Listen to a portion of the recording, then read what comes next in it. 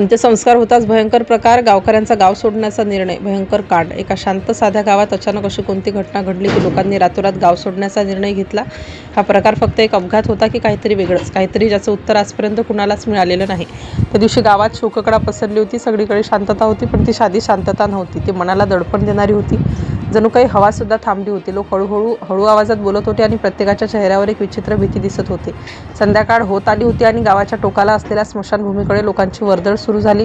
कोणाच्याही मनात काही बोलण्याची हिंमत नव्हती. फक्त एकच विचार, हे सगळं इतकं अचानक कसं? अंत्यसंस्कार पार पडले अगदी नेहमीप्रमाणे, पण तरीही काहीतरी वेगळं जाणवत होतं. जणू त्या जागेवर काहीतरी बरोबर नव्हतं. अगदी शेवटच्या क्षणी काही लोकांनी मागे वळून पाहिलं, पण का पाहिलं त्यांनाही कळलं नाही. रात्र झाली आणि गावावर अंधार पसरला, पण त्या रात्रीचा अंधार काहीसा जड होता.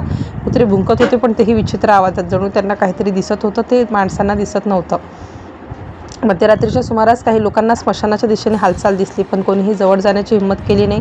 कोणी असेल असा विचार करून लोकांनी स्वतःला समजावलं, पण मन मात्र शांत नव्हतं. पहाट झाली आणि काही नातेवाईक अस्थी गोळा करण्यासाठी स्मशानात गेले, पण त्यांनी जे पाहिलं ते पाहून त्यांचा थरकाप उडाला. त्या ठिकाणी काहीच नव्हतं.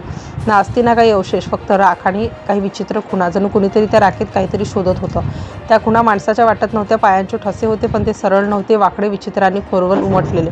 ते पाहून सगळे घाबरले. हे कोणी केलं असेल हा प्रश्न सगळ्यांच्या डोक्यात होता, पण उत्तर कुणाकडेच नव्हतं. गावात बातमी वाऱ्यासारखी पसरली. लोक एकत्र जमले. चर्चा सुरू झाली, पण प्रत्येक जण काहीतरी वेगळंच बोलत होतं. कुणी म्हणत होतं चोरी झाली, तर कुणी म्हणत होतं हे काहीतरी अशुभ आहे. पोलीस आले. तपास सुरू झाला.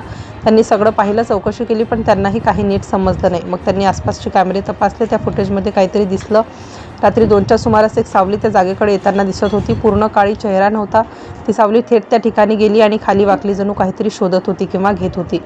अचानक स्क्रीन काळी झाली, लाईट गेली आणि फुटेज थांबलं. हा योगायोग होता का की मुद्दाम केलं गेलं होतं? गावात भीतीचं वातावरण आणखी वाढलं. लोक रात्री बाहेर पडणं बंद झालं. दरवाजे लवकर बंद होऊ लागले, पण विचित्र गोष्टी थांबत नव्हत्या. काही लोकांनी सांगितलं रात्री स्मशानाच्या दिशेने आवाज येतात. राख हलवण्याचा आवाज, कुजबूज आणि कधीकधी कोणीतरी रडत असल्यासारखा आवाज. एके दिवशी एक म्हातारी बाई अचानक पोलीस स्टेशनमध्ये आली. तिच्या हातात एक जुना डब्बा होता. ती थरथरत होती आणि फक्त एकच गोष्ट म्हणत होती, हे परत द्या, नाहीतर सगळं संपेल. डबा उघडला. आत काहीच नव्हतं, फक्त राख आणि एक अर्धवट तुटलेला दागिना.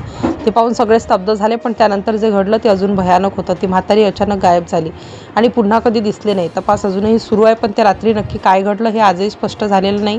गावकऱ्यांनी गाव सोडण्याचा विचार केला, पण शेवटी तो निर्णय मागे घेतला, कारण सत्य अजूनही सापडलेलं नाही.